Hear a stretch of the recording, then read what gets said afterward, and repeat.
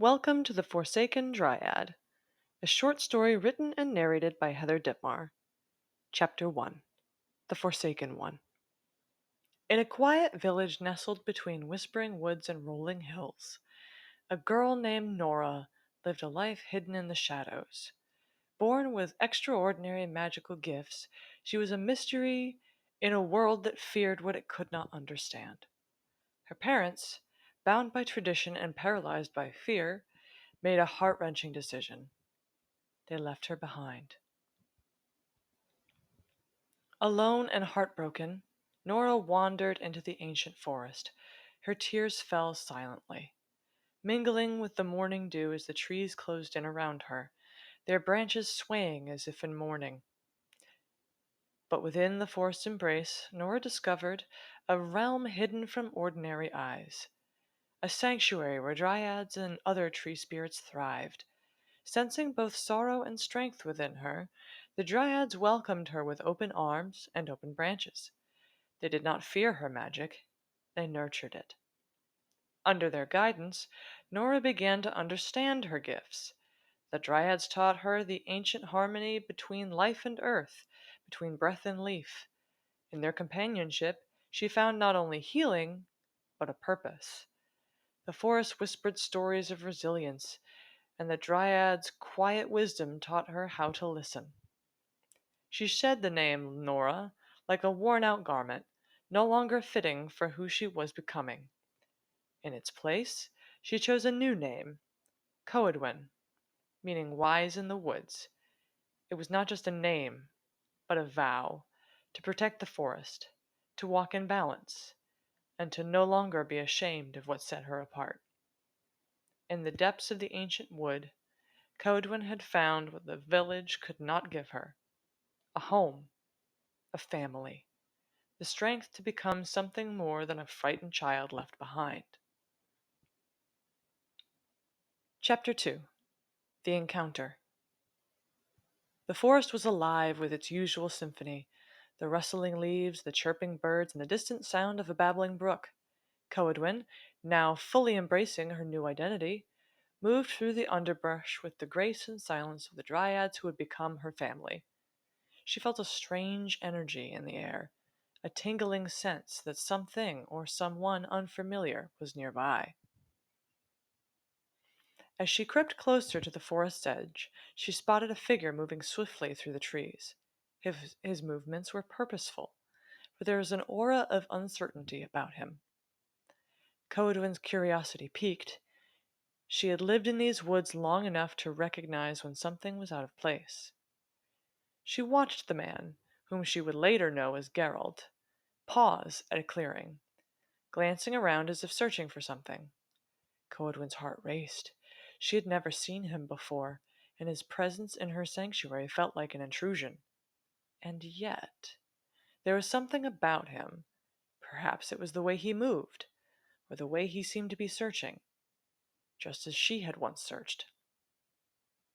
She continued to follow him deeper into the woods.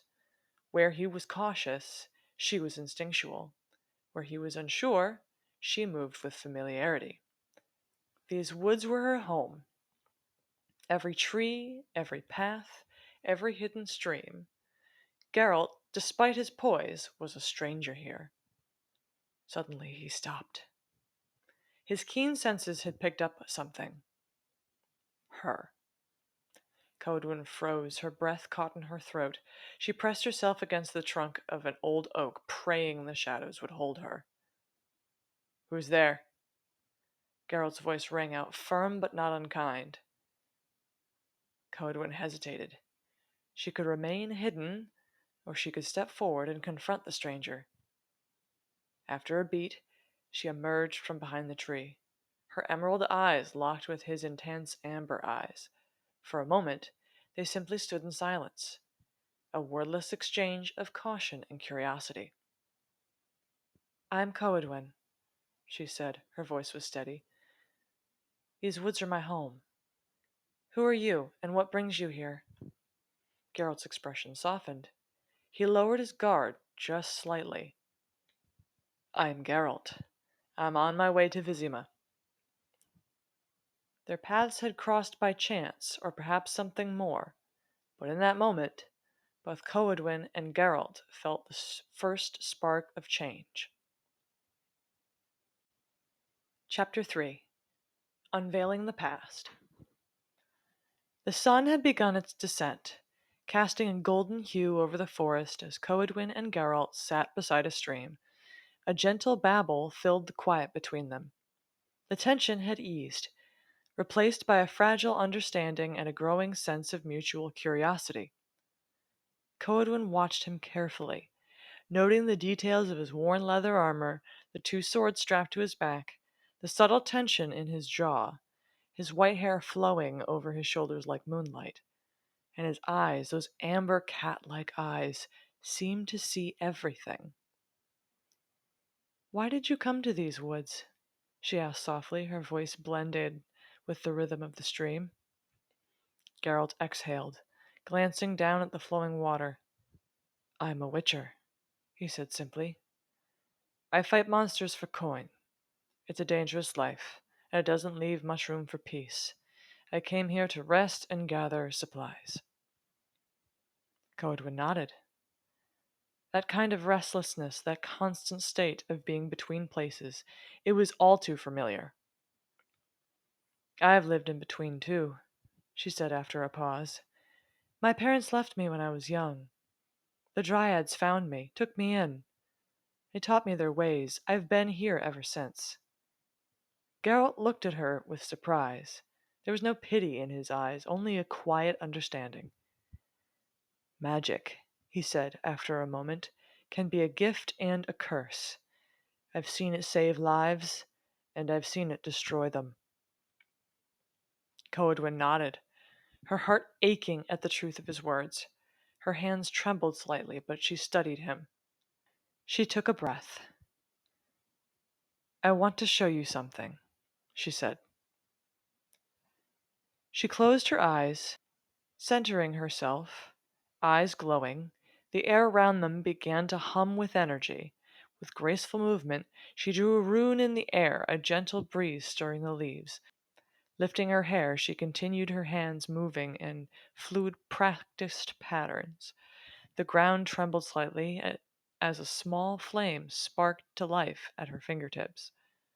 Nervous but resolute, she met Geralt's gaze. With a final gesture, she extinguished the flame. The forest fell silent once more. Geralt reached out and gently touched her shoulder. "You're stronger than you realize," he said, his voice quiet but sure. For the first time in what felt like ages, Coedwen felt something bloom in her chest. Hope. A sense of belonging. "Perhaps you're right," she murmured, a small smile curving her lips. "You're the first person who hasn't run from my gifts." Geralt held her gaze. In his eyes, searching hers, was something like respect. "Can I travel with you?" she asked. "Just to the next town. Then I'll leave you to your work." He gave a slow nod. "To the next town, then." As the sun dipped below the horizon, casting long shadows through the trees, Coedwen and Geralt sat side by side, two souls tethered, if only for a while, by shared silence and the path ahead. Coedwen felt a surge of hope and determination. For the first time in a long time, she felt a sense of purpose. "Perhaps you're right," she replied. A small smile formed on her lips. "The first person who didn't run in fear of her gifts." Geralt studied her for a moment, his amber eyes searching hers. Nodding his head, Geralt accepted. "To the next town, then." As the sun dipped below the horizon, casting long shadows across the forest, Coedwen and Geralt sat side by side, their hearts and minds intertwined on the path. Chapter 4. The Parting. A Bittersweet Farewell. The road leading to the town was well trodden, a clear path that promised warmth and company just ahead. Coedwen and Geralt had been traveling together for a week now, and in that brief time an unspoken rhythm had taken shape between them. By day they moved in near silence, her quiet presence beside him, his watchful eyes scanning the horizon. They shared food, stories, and the kind of easy companionship that forms when words aren't always needed. Some nights they sat by a fire, saying little, just letting the crackle of the flame and the rustling leaves fill the spaces. Other nights, Coedwen would trace runes in the dirt with a stick, while Geralt cleaned his blades and offered the occasional wry comment that made her laugh. Laugh for the first time in what felt like years. As they neared the town's edge, the scent of hearth fires and fresh bread drifted on the breeze. Laughter echoed from the market road ahead. It should have been comforting, but Coedwen's steps began to slow. The wooden sign marking the town's entrance stood crookedly among tall grass, welcoming strangers who could blend in. She knew she could not. Geralt noticed. Of course he did. He stopped and turned to her, brow furrowing beneath white hair tousled by the wind. Something wrong? Coedwen looked ahead, then back at him. Her voice was quiet. You know I can't go in there. He didn't answer right away. His expression was unreadable, but she caught the flicker of frustration in the set of his jaw. You could try, he said, though he didn't sound convinced. Being different, she murmured, means knowing which places won't let you pass. I won't risk it. Not for a warm bed and a few hours of pretending. Geralt ran a gloved hand through his hair and exhaled slowly. Still hard to accept, he admitted, even when you expect it. She stepped forward, placing a hand on his arm. We always knew this day would come, she said gently. Our paths weren't meant to stay crossed forever. He gave a half shrug, half smile. I'm not great with goodbyes. Coedwen smiled back, though her heart ached. Then let's not make it one. No drama, no grand farewell, just a simple see you around, he offered. She nodded. That's all. There was a beat of silence broken only by the breeze tugging gently at her cloak. Then, slowly, Geralt stepped forward and wrapped her in a tight embrace. It surprised her. He wasn't one for open affection, and that made the gesture all the more meaningful. She let her arms rest around him, and, after a long moment, breathed into his ear. May the road rise to meet you. May the wind always be at your back. May the sun shine warm upon your face, and rains fall soft upon your fields. Until we meet again, may God hold you in the palm of his hand. He pulled back slightly, just enough to look at her. There was a softness in his eyes she hadn't seen before. An Irish blessing, he said. You're full of surprises. Only for you, Witcher. She hesitated, then leaned in. Her lips brushed his in a kiss that was more breath than touch, fleeting, tender, and full of everything she couldn't say. When she stepped back, her eyes were glassy. I'll never forget you. Neither will I, he said, the words almost a vow. There was nothing left to say. With one last glance they turned, her back towards the woods, him toward the town. She walked slowly, not looking back, though her heart begged her to. As the bustling city faded behind him, Geralt muttered under his breath. Bloody hell. He adjusted the silver sword at his hip and gave a slow shake of his head. A witcher who gets poetic goodbyes from tree spirits.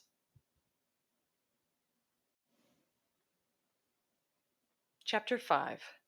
Embers Rekindled. Hours later, in a Vizima tavern, Geralt sat at the bar nursing a mug of dark beer. The noise of the common room, laughter, the clinking of mugs, the shuffle of boots on old wood, faded into a dull hum. He stared down at a worn leather notebook, flipping to a blank page, but didn't write. He only stared, lost in thought. He heard the rumors.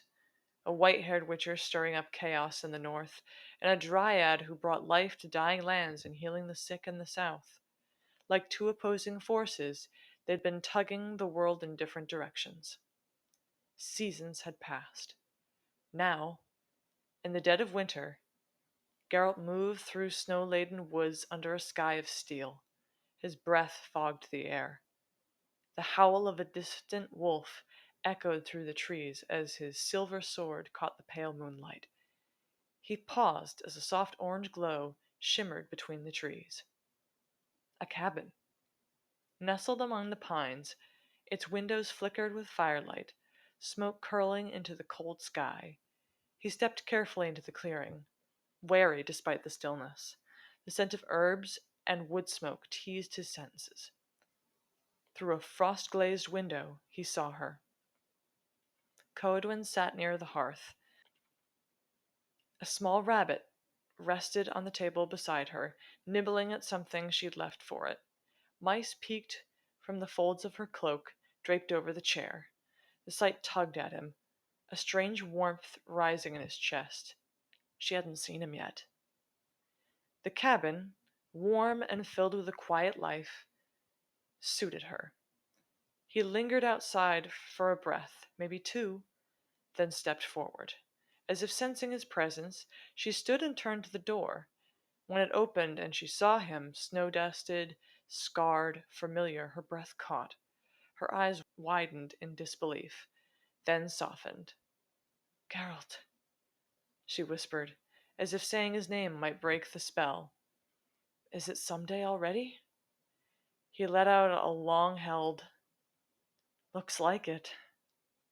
She blinked. Emotions flickered across her face. Shock, joy, fear, and longing. Then, without a word, she stepped aside and held the door open. "Come in," she said gently.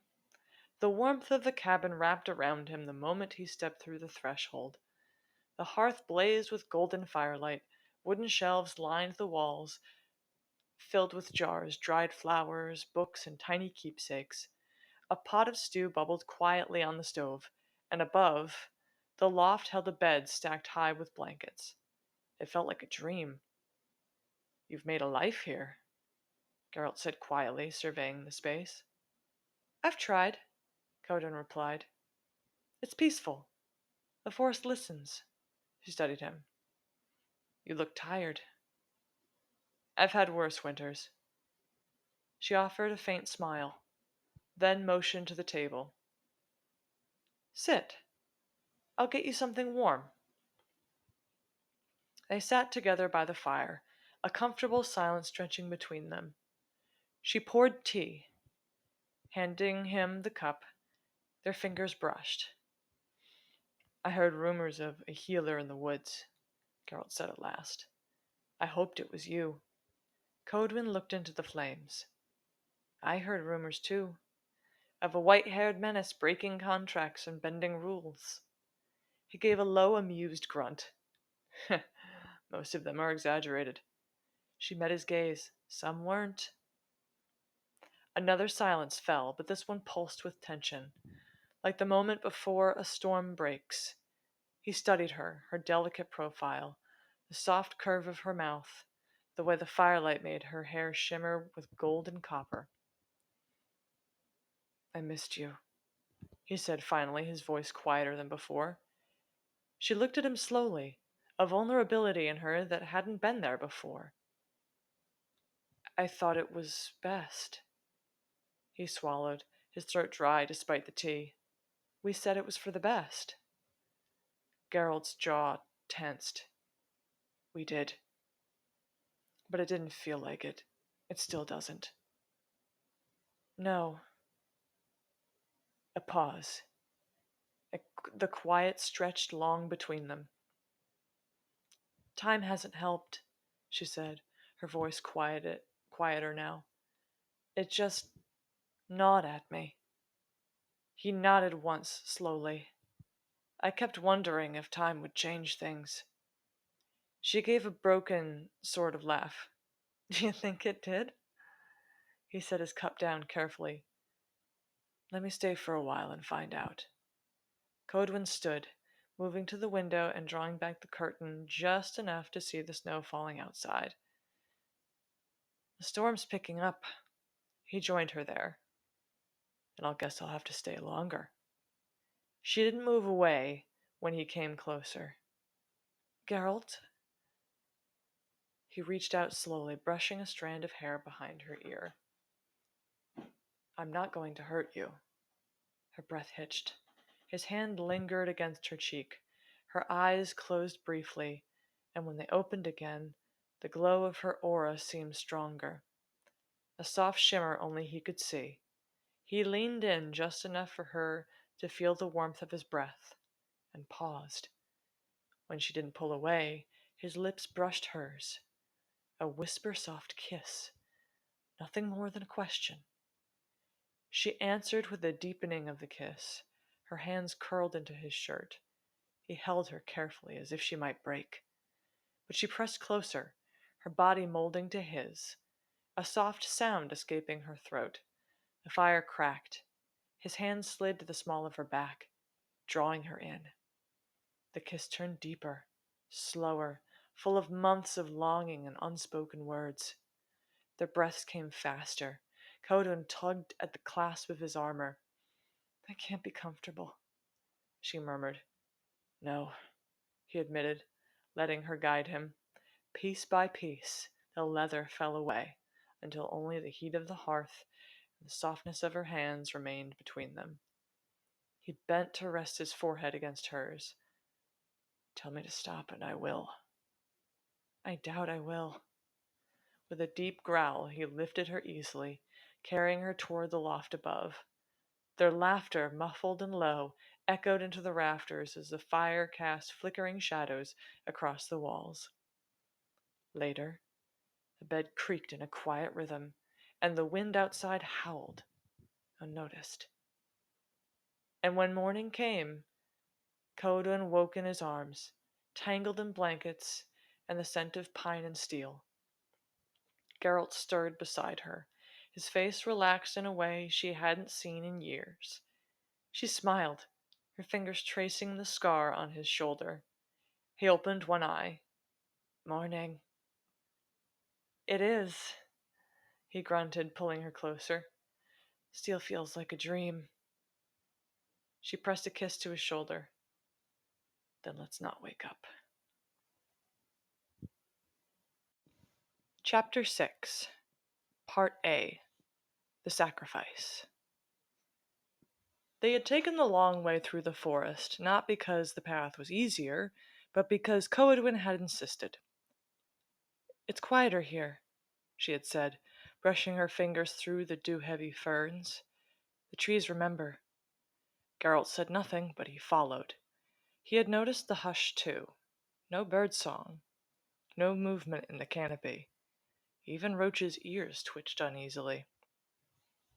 Now, as the light dimmed, though the sun hadn't set, Coedwen slowed to a halt. Her brow furrowed, and she turned slowly in place, as if listening to something just beneath the surface of the wind. Something's wrong, she whispered. Geralt scanned the clearing. Monster? She shook her head, distracted, eyes unfocused. No, not like that. It's pain. Old pain. Buried but close. Without waiting for him, she veered off the trail and started toward a thick knot of trees. Geralt followed, his hand drifted to the hilt of his sword. They came upon it in a hollow, half hidden by curling roots and moss. A tree, if it could be still called that, gnarled and blackened, bark split wide like an open wound. Its limbs sagged with rot, and at its base something lay curled like a dying creature. Coedwen dropped to her knees beside it, her breath catching in her throat. Dryad, she murmured. It was a barely recognizable as such. A hollow-eyed figure, bark for skin, its limbs thin and twisted like wind-blown branches. Corruption clung to her like a second skin, seeping from her mouth in black resin. Coedwen reached out without hesitation. Wait, Geralt said sharply. Don't! But her hand had already found the Dryad's chest. A faint pulse, a flicker of gold behind sealed eyelids.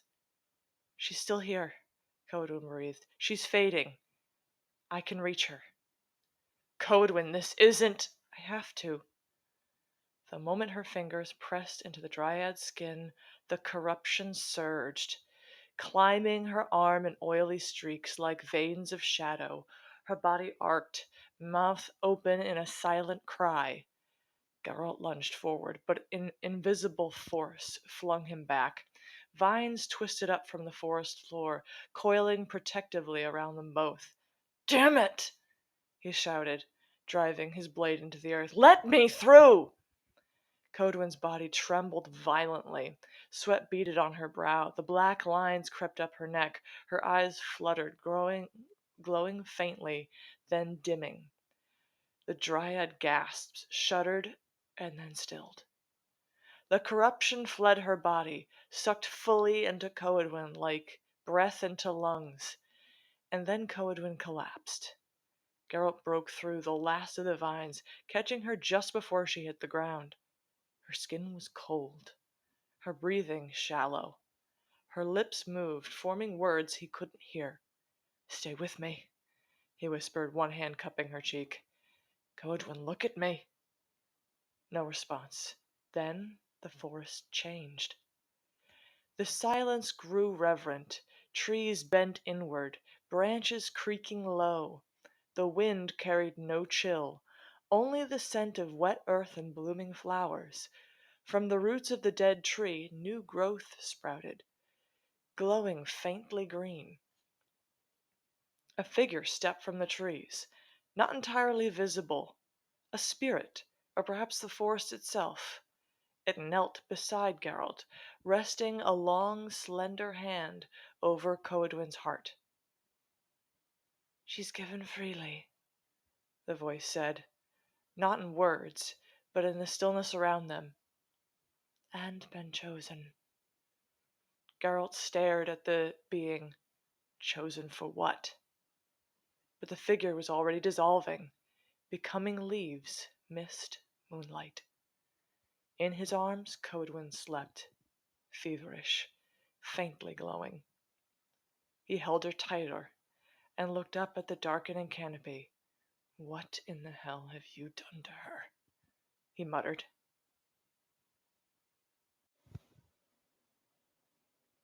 Chapter 6, Part B. The Awakening. Coedwen did not wake. Geralt sat with her bundled in his arms, back braced against the wounded tree.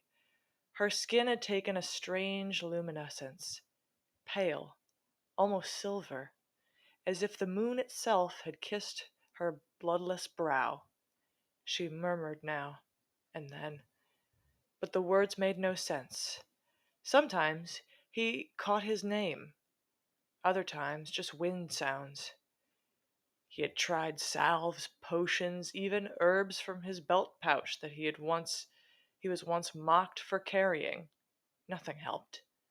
Come on, witch, he muttered, brushing damp hair from her face. Don't you go quiet on me now. And the forest answered. The branches above creaked, not with weight or wind, but purpose. Slowly, vines thick as his arm lowered from the trees, moving with uncanny grace. They didn't strike. They didn't bind. They touched softly, wrapping around Coedwen's limbs like old friends reclaiming one of their own. Geralt tensed, one hand on his sword, but a voice echoed, faint and familiar. She is given freely. Let her be restored. The vines pulsed with light. A warm golden glow flowed through them and into Coedwen's body. Her breathing eased, her face relaxed. And then, gently, as if nudged by invisible fingers, an acorn rolled across the moss and stopped at the crook of her hand. It shimmered. Not gold, not green, but something older, something alive. Coedwen stirred. Her fingers closed around the acorn. The forest vanished. She stood barefoot in a wide glade lit by soft green light. There was no sun, no moon, only the light of growing things, the kind that shimmered in leaf veins and the inside of seeds, the kind that whispered, "Remember." Before her stood a tree taller than any she had ever seen, its bark silvered, its leaves still as held breath. At its base a figure emerged. Not a dryad. Not quite. More than that. The shape of the forest given voice. Its eyes glowed like dawn mist. "You have been called," it said. Its voice was wind through branches. Coedwen looked down at the acorn in her palm. Called for what? To bring balance. To mend the wound between the wild and the world. To choose what must endure and what must end. She stared at the spirit. "I don't understand. I'm just—" "You're no longer just anything. You are both root and flame. You carry the gift of binding and breaking." It stepped closer. "But know this, child of tree and man. All power corrupts, even the power to heal, especially the power to choose." She swallowed. The glade felt colder now. "What are you asking of me?" "There will come a time when the world hangs in the balance. Chaos will rise from man and monster alike. You will stand at the center, and you will have a choice: to save the one you love or save the world that made him." Silence stretched. Coedwen's grip on the acorn tightened. "It's not a choice," she whispered. The spirit tilted its head. "It always is." The tree behind it shivered, and the light burst outward like falling petals. She woke with a gasp. Geralt's arms were around her, solid, grounding. She blinked against the sunlight, now peeking through the trees. "Hey," he said, voice rough with relief. "Hey, there you are." Her hand was still closed. She opened it slowly. The acorn rested in her palm, glowing faintly, alive, and waiting. Chapter 7. The Drunken Quarry. The inn was warm, filled with the kind of comfortable chaos that only small village taverns could provide. Laughter, the clink of mugs, the occasional loud bang as a brawl broke out and just as quickly fizzled into drunken hugging. Coedwen and Geralt had just walked through the door. The sharp scent of roasted meat and ale mingled in the air, and she immediately felt eyes on her. She knew it was her. She wasn't sure if it was the lingering magic that radiated off of her skin, or the sheer oddity of the elven-looking woman in a village full of rough-hewn folk, but she felt their stares.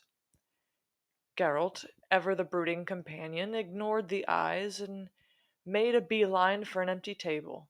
Coedwen took a deep breath. Her fingers brushed the acorn in her pocket, and followed. Before they sat down, the innkeeper leaned over, wiping his hands on his apron. "We've heard talk about that lake, miss. Locals don't know what to make of it anymore," he said, his voice low, almost wary. Coedwen didn't react. Her eyes scanned the patrons. She wanted to get a feel for the room, for what was really going on. Most of the people were murmuring in hushed voices about the strange happenings at the lake, but one particular drunk was loudly arguing with a man across the room, nearly spilling his drink with every motion. She's a spirit, mate! You can see it in her eyes, can't you? The drunk slurred, pointing directly at Coedwen with a lazy, accusatory finger. She's the spirit of the lake! He swayed, his stool creaking as he tried to stand, but ended up leaning against the table, clearly not aware of the chaos he was causing. Coedwen raised an eyebrow and amused. This could be fun. She shot Geralt a glance. He didn't even bother hiding his smirk, clearly anticipating what she might do. Without a word, Coedwen leaned forward in her chair, her eyes narrowing playfully. She set her hand on the table and whispered something under her breath. The air around them seemed to shift. The flames in the hearth flickered strangely for a moment. The drunk man didn't notice, continuing to rant about the mysterious, beautiful, cursed water spirit that had come to claim the village. Coedwen, her lips curled into a grin, decided to give him a little more of what he wanted. Suddenly, the table he was leaning on creaked loudly, as though something was pushing up from beneath it. The drunk froze, his eyes widening. He looked around, confused. Then the wood of the table shifted. A jagged branch shot out, wrapping around his arm in a firm grip. Spirit! He stammered, looking wildly at Coedwen, now genuinely terrified. She leaned back in her chair, her tone dripped with sarcasm. Oh, you do see it. Seems the spirit is rather fond of you. She raised her hand. The branch released him with a soft, almost mocking thud back onto the floor. Geralt chuckled under his breath, shaking his head as the drunk staggered back, his face pale. He shot an apologetic look toward Coedwen, but found no sympathy there. The man blinked a few times, looking at the now normal table. I'm sorry, miss. Didn't mean no harm, honest, he muttered, trying not to crawl away. Coedwen smirked. Don't worry. You're not worth the trouble. But next time, maybe don't call someone a spirit if you can't even tell the difference between a mug and a wooden table. The innkeeper, red-faced, quickly intervened. Apologies, milady. He's harmless when he's had a few too many. Coedwen shrugged, clearly satisfied with herself. Sure. Just don't expect me to start giving out blessings or granting wishes. I've got other things to do. As the drunk scurried off, muttering about being cursed, Geralt couldn't hold back his smile.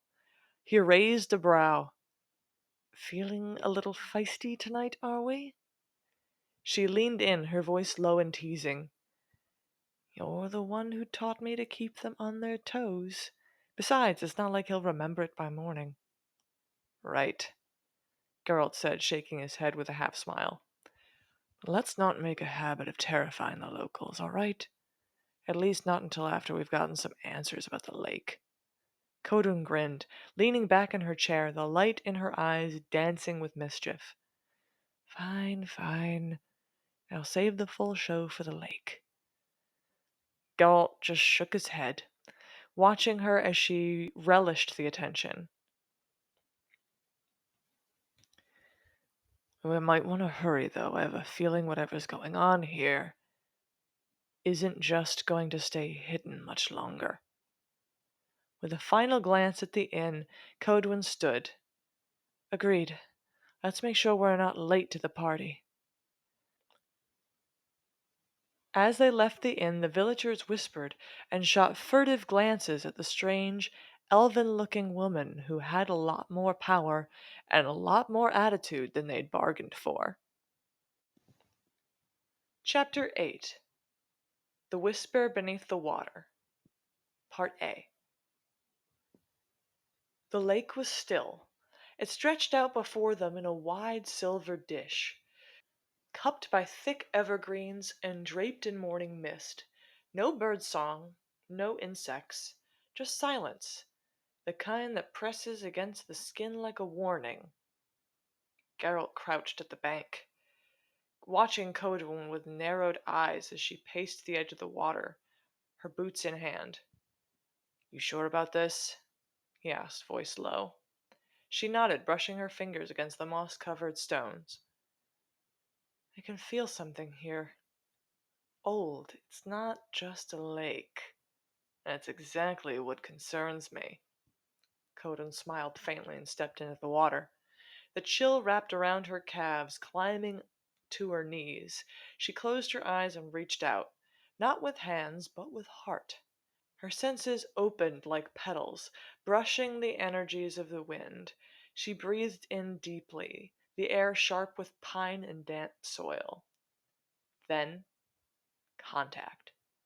A presence stirred beneath the surface. Older than language, it felt vast. It didn't rush her, it simply waited. She whispered a dryadic phrase, a greeting, a request for harmony. The water lapped gently at her thighs. Then a voice, soft, rich, deep, uncoiled in her mind like smoke. Little root child, I am Morkant, and I know you hear me. Her eyes snapped open. The lake had gone mirror smooth, reflecting only sky. She saw no ripples, no fish, no bottom. I hear you, she said aloud, though her mouth felt far away. You seek connection, purpose, understanding. I can give it to you, more than the forest, more than the witcher with tired eyes. Her throat tightened. I didn't come to ask for lies, sweet sapling. You ache for more. You fear your fate. But I see what you could be. You were not made to mend the broken world. You were made to reshape it. A hum began in her ears, vibrating through her bones. She staggered a step forward, the water now at her waist. No, I belong to the forest. I was chosen. Chosen to suffer. The lake darkened beneath her feet. Something shifted. Roots? No. Fingers. Long and slick, brushing her ankles. I can take it from you. The weight, the loss. I can set you free. Her head spun. She saw visions. Geralt bleeding in the snow, herself alone among the trees, a child she didn't recognize, fading from view. Get out. Let me in. She screamed and tried to run, but her legs wouldn't move. The water wasn't just water anymore. It clung to her, pulled at her thoughts. Her hands trembled. Her vision swam. Geralt! She cried, but her voice was thin, swallowed by the mist.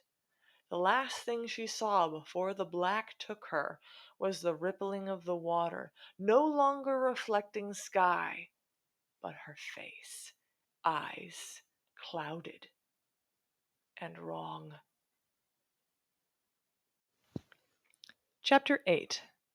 The Depths and the Divide, Part B.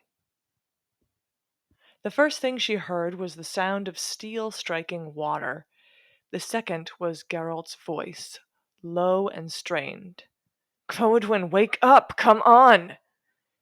She gasped, coughing, soaked through, sprawled across the gravel shore. Her limbs trembled. The magic in her veins burned like fire. The lake was no longer still. A figure was rising from its depths, vast, sinuous, smoke and bone. Its form was bare, solid, shifting like a storm, crowned in dripping antlers. The air reeked of rot and moonless things. Morkant's voice boomed. You had your chance. Geralt stood between it and Coedwen, sword in hand, breathing hard. One sleeve was torn, blood trailing down his arm. Stay back, he barked. No, Coedwen rasped, pushing herself upright. You can't stop this. She rose slowly, her body battered, but her power fully awake now, coiling like lightning in her chest. You would use me, she said to the spirit. Twist what I was given, but you forget. The wind rose sharply. I am not a vessel. I am the reckoning. She raised her arms. The ground responded. Stones trembled. Roots writhed beneath the surface. Symbols carved themselves in light along her skin, ancient and terrible. You belong to no one. I belong to the balance, she said, voice rising with unearthly resonance. I was born of forest and fury. You would unmake the world for hunger's sake. I will not permit it. Her eyes glowed like twin suns behind clouds. The earth cracked open with a thunderous boom, revealing a molten chasm. From its heart, molten earth surged upward, and with bursts of runes she shaped it, forcing sand, soil, heat, and pressure into gleaming, imprisoning glass. It formed a jagged ring, trapped the spirit's lower half, anchoring it. Morkant screeched. You will break! Coedwen commanded. You will be forgotten! Still it strained. Still it clawed toward Geralt. Her power surged again, but this time she looked upward. She called not to the roots, but to the stars. The air split. A strange stillness fell. Overhead, the sky warped and folded into itself. A single point of gravity, a radiant, devouring sphere, opened like an eye, a black hole pulsing hungrily. You were never meant to walk in this world, she intoned, so I return you to the void.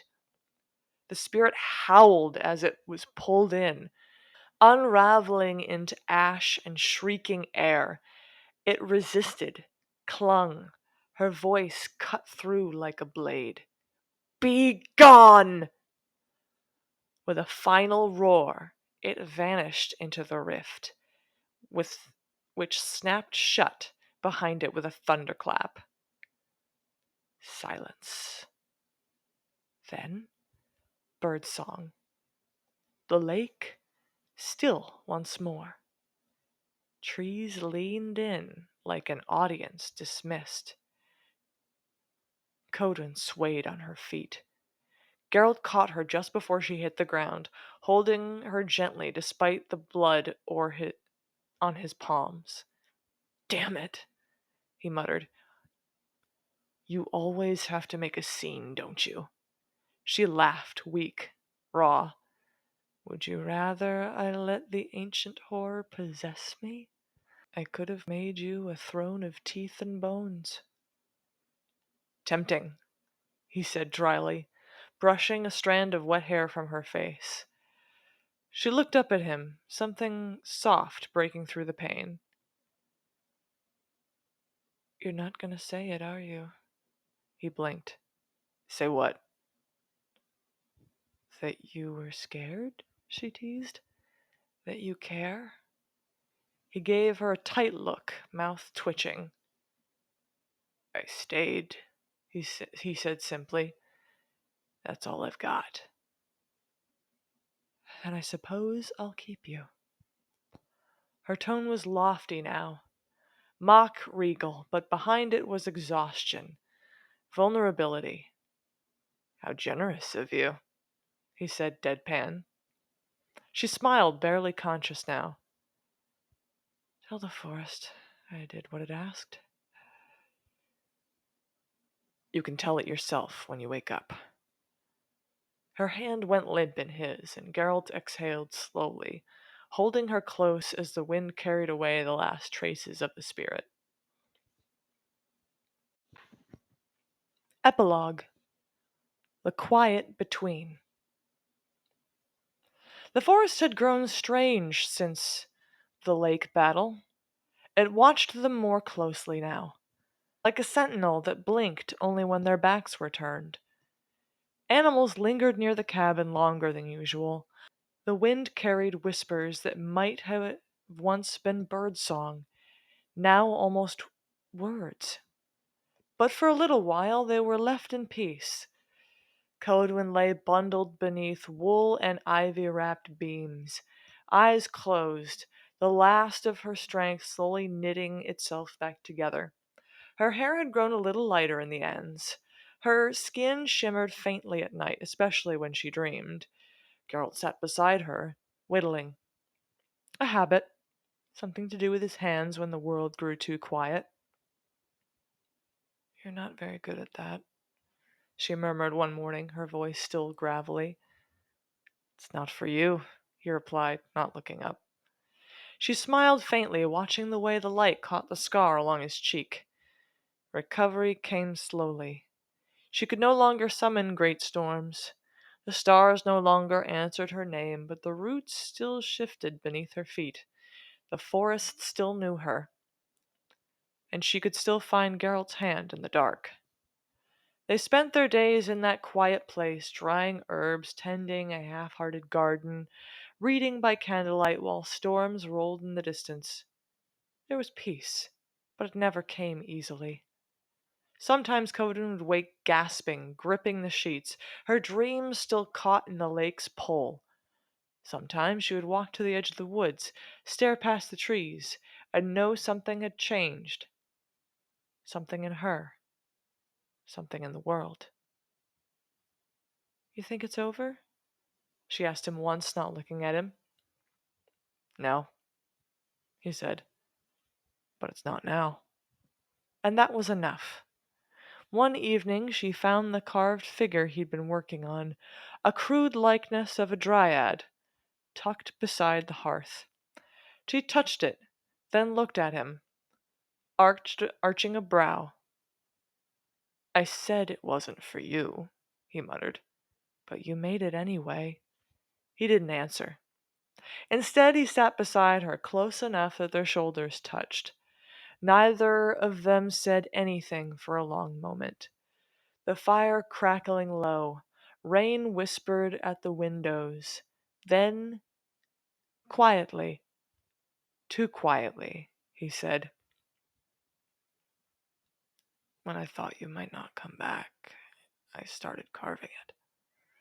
I think I needed something to hold on to." Coedwen looked at him, startled by the naked honesty. "You could have held on to me." "Didn't think I had the right," he said, then added, barely audible, "Still not sure I don't."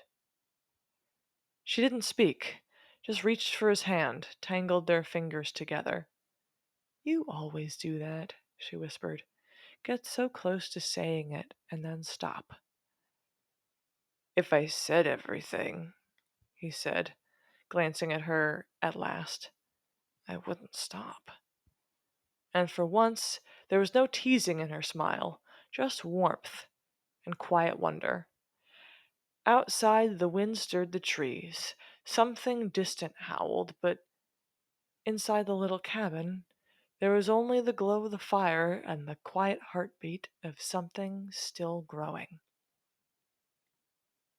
The end. Thanks for listening. If you enjoyed this story and would like to hear more, subscribe for updates, or let me know what you'd love to hear next.